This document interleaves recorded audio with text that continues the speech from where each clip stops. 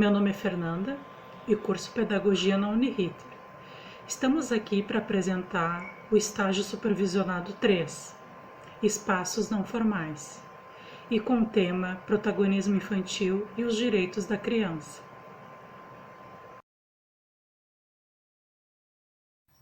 Bom, um dos tópicos do vídeo é falar sobre intervenções pedagógicas, colocando a autonomia e o protagonismo da criança em pauta dentro da escola.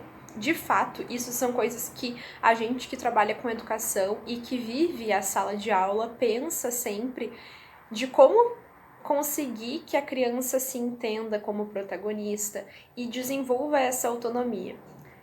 Eu até dividi com as minhas colegas e com a professora Sandra também um episódio que aconteceu na escola onde eu trabalho.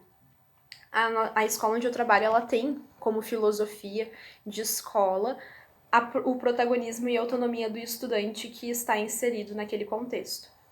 E a gente tem por regra sempre liberar o estudante quando ele necessita ir ao banheiro, fazer suas necessidades bem tranquilamente, não é uma coisa nem que precisa ser pedida, a criança sente a necessidade, sai e volta. Mas o quanto é importante ter essa logística de conversar com a criança, de ela se entender. E eu tava, certo dia, substituindo um primeiro ano, e nós temos o banheiro que a gente utiliza, tanto feminino quanto masculino, tem 3 cabines em cada banheiro para utilizar, né? E de repente eu estava explicando um exercício que era para ser feito e eu observo na sala de aula que faltavam 4 estudantes. Aí quando eles voltaram, esperei todos voltarem, perguntei o que tinha acontecido, porque tinha 4 estudantes no banheiro, mas prof, a gente pode sair para ir no banheiro. Sempre disseram que a gente pode. Olha que interessante. Eles podem realmente sair para ir no banheiro sempre que acharem necessário. Mas só tem 3 cabines no banheiro, um estudante ficou esperando do lado de fora. E eles sabiam que tinha, não era nenhuma surpresa, porque os 4 eram da mesma turma. Aí eu conversei com eles, disse que sim, que não teria problema, mas que nós tínhamos apenas 3 cabines no banheiro, então tinha que ter uma combinação entre os colegas ou até entre os colegas e a prof, de que sai um de cada vez e retorna para que as cabines não estejam todas ocupadas e um fique esperando no lado de fora, muitas vezes podendo acontecer até um acidente, né? Porque a criança ela fica inquieta, né? Esperando a sua vez chegar e tudo mais. E eles tinham um perfil de turma bem agitados. Mas eu achei super curioso porque a gente desenvolve autonomia.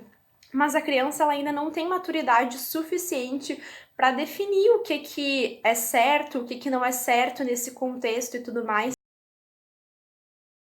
Ativista paquistanesa e vencedora do Nobel da Paz, Malala Yousafzai conquistou notoriedade na sua luta em defesa da educação das mulheres do Paquistão. No Paquistão, as mulheres elas costumam ser criadas para se dedicar exclusivamente aos trabalhos domésticos e à criação dos filhos, né? Então, Malala, com seus 11 anos de idade, ela deu início a um blog que tinha como objetivo falar sobre educação, né? Tudo que ela acreditava e expressava. E o Diário de um Estudante Paquistanês era o nome desse blog. E era sob pseudônimo, né? E onde falava sobre as dificuldades do acesso à educação, sobre o domínio do Talibã e a importância dos estudos para as meninas paquistanesas, né? Vivendo no Paquistão sob a ameaça do Talibã, Malala não parou de defender, por todos os meios possíveis, o seu direito de ir à escola. Mas em outubro de 2012, Malala sofreu um ataque no ônibus na saída da escola, após a saída da escola, né?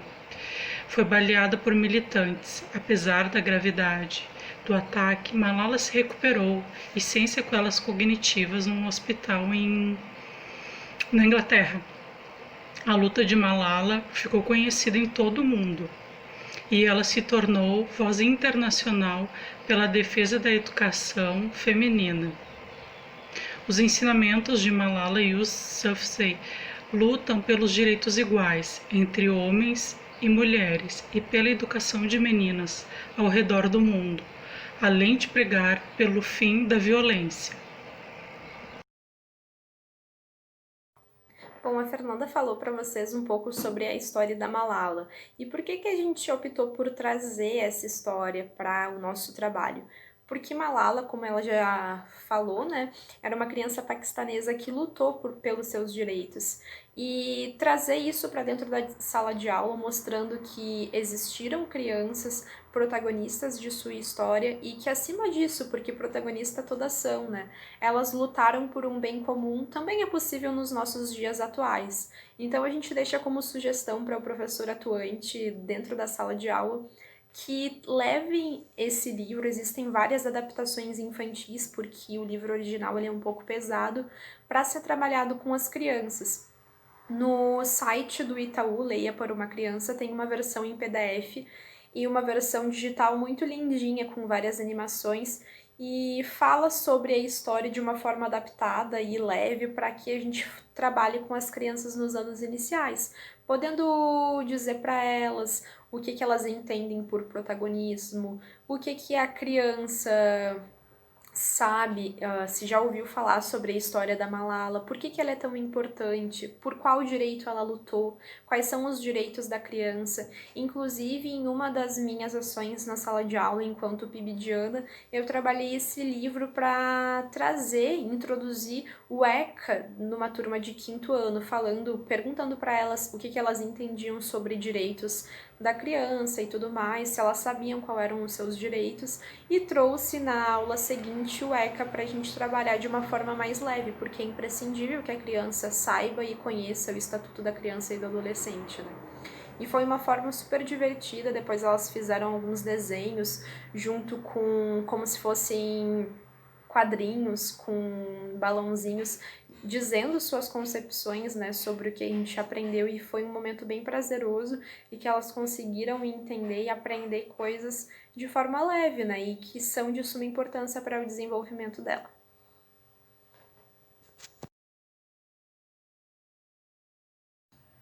Agora chegamos no ponto que eu acho mais interessante, assim, que é sobre como trabalhar de fato, Tamírias, a autonomia e o protagonismo dentro de casa, porque como a gente vai ensinar esses pais que eles vêm de uma criação diferente, que tem uma concepção de vida totalmente diferente, às vezes, da nossa.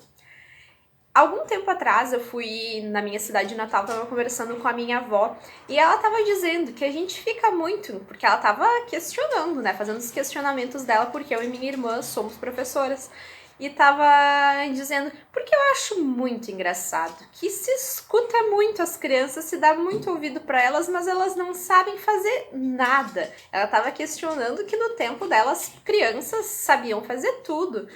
E sabiam lavar uma louça, sabiam fazer uma comida, e hoje não sabem fazer nada. São esses adolescentes que não sabem fazer nada. E aí eu e minha irmã, quando ela foi deitar para a cesta dela, a gente começou a questionar sobre isso e conversar, né? O quanto é importante, são coisas que às vezes a gente acabou se perdendo de tanto ouvir a criança, e também a rotina dos pais começou a ficar cada vez mais cheia, né? Porque a gente vivia em tempos totalmente diferentes. Imagina o tempo da minha avó. Os pais dela trabalhavam na roça, apesar de ter uma rotina muito exaustante, eles estavam muito presentes com os filhos deles. Tinham 13 filhos que estavam sempre com eles, seja trabalhando na roça ou seja em casa, não se desgrudavam muito, né? Então, realmente, os valores para se passar eram mais fáceis, apesar de ter sido uma criação mais rígida, né? E hoje, o que a gente tem? A gente tem pais que precisam trabalhar a todo tempo, e a gente não tá nem questionando, nem colocando em pauta que esse pai seja ruim e tudo mais. É a necessidade, as coisas estão cada vez mais caras, e eles precisam de fato subsidiar o sustento dos seus filhos e também dar uma educação de qualidade e tudo mais. Até pensando aqui na nossa cidade, em Porto Alegre, que as escolas públicas estão desassistidas pelos governantes, né? Então os pais precisam trabalhar um pouco mais para daqui a pouco proporcionar uma escola privada onde tenha uma educação um pouquinho mais de qualidade, pelo menos a certeza de que o professor vai estar lá presente todos os dias para ministrar as aulas. E é algo super curioso, né? E é realmente isso que minha avó estava dizendo. São valores que acabaram se perdendo com o tempo. A criança não está aprendendo o que ela realmente precisa. de fato precisa aprender português, precisa aprender matemática, precisa aprender sobre valores de caráter e de tudo mais, mas ela precisa aprender a se manter enquanto ser humano. Imagina se some todo mundo na vida dela, não enquanto criança, mas enquanto adolescente ou jovem, sei lá, uma pessoa que não sabe fazer comida, que não sabe limpar uma casa, que não sabe lavar uma louça, que não sabe... Precisa ser trabalhado esses valores.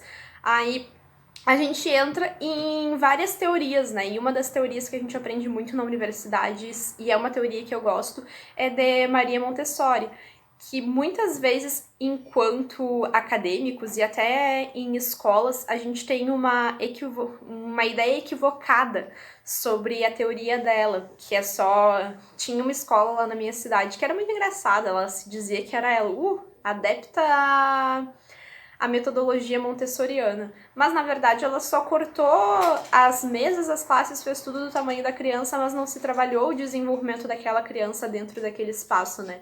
E a ideia da Maria Montessori é realmente o contrário, né? Que a criança, ela saiba se entender naquele espaço e que ela se desenvolva bem. Então, esse espaço, ele precisa ser do tamanho e acessível a ela? Precisa.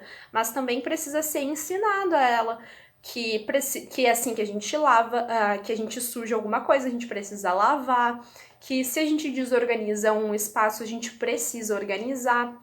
E aí, às vezes, como o olhar dos pais não tá voltado para a criança por falta de tempo, sempre tem uma avó ou uma babá ou alguém, algum adulto, porque é realmente muito mais rápido que a gente faça pela essa criança, que a gente guarde os brinquedos rapidinho enquanto ela vai guardar no tempo dela, porque cada criança tem o seu tempo e a gente precisa também respeitar o tempo dela, do que esperar que ela guarde. Então a ideia é, como intervenção, a gente ensinar essas crianças a se desenvolver dentro do espaço da casa dela, que ela consiga, se ela acordar, consiga fazer um leite para ela com um pão, que esses alimentos estejam acessíveis a ela.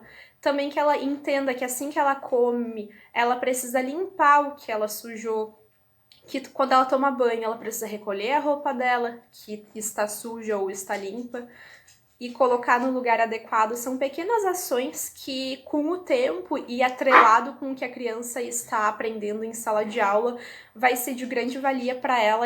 Por ter assistido ao segundo vídeo. O próximo vídeo é o último e tem como tema diversas crianças, diversas infâncias.